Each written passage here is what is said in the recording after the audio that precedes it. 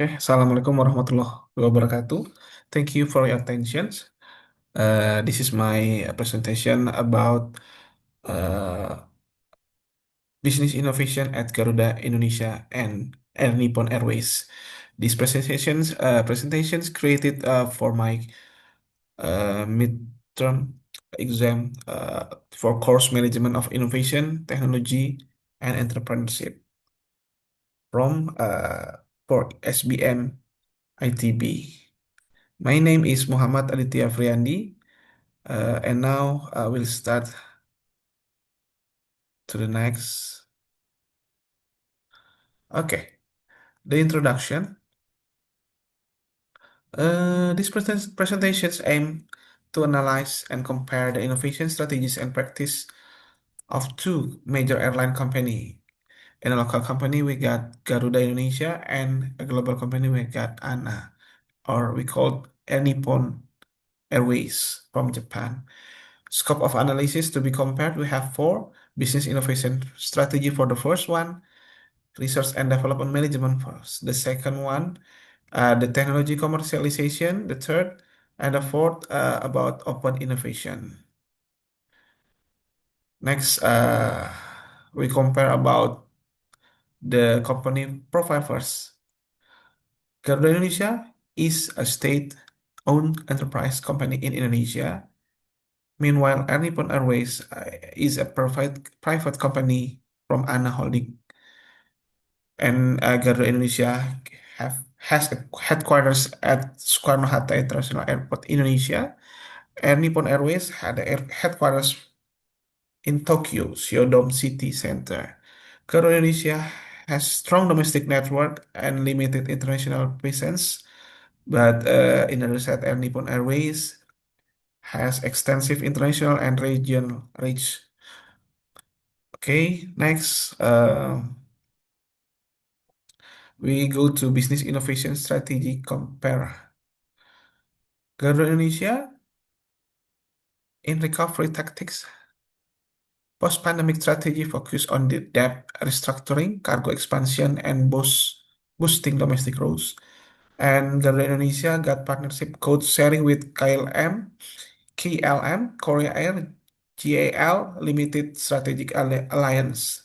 And in digitalization, Garuda Indonesia implements digital ticketing route optimization. Meanwhile, in Air Nippon Airways, in recovery techniques, post-COVID strategy includes flexible operations, digital ability, and sustainability leadership. Partnership, Air Nippon got Star Alliance member, strong partnership in logistic, cargo, and sustainable efficient fuel.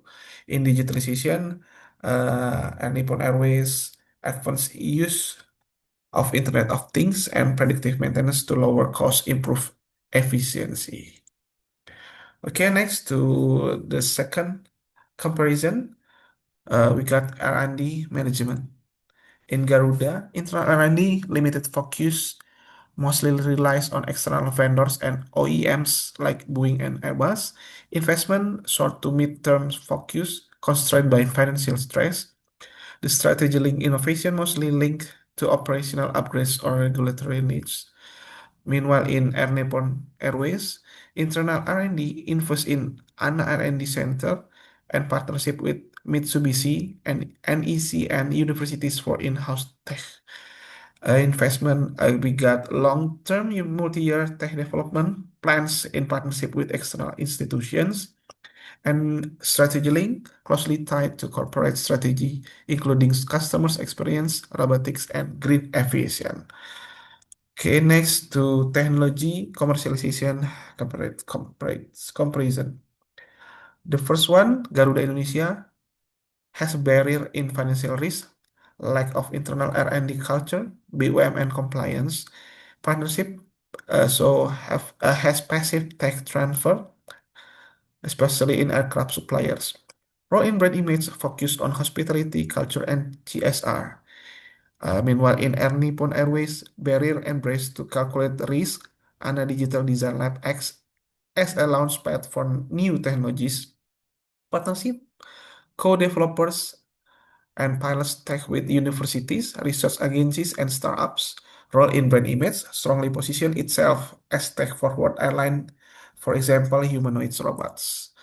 Okay, the last comparison, we got open innovation, Garuda Indonesia collaboration model, traditional partnership with vendors and joint venture, community involvement, CSR focus, not necessarily linked to innovation, knowledge sharing, conservative due to state-owned enterprise structure and regulatory constraints. And meanwhile, in Air Nippon Airways, we got uh, in collaboration model, full embraces open innovation. For example, ANA Avatar X Prize, co-innovation with universities, community involvement, engage public trade contests, co-design programs, and digital pilot with customers. And lastly, of knowledge sharing, actively shares non-core tech insight and encourage cross-sectoral collaboration. Okay, I think that's all for the comparison between ANA and Garuda Indonesia.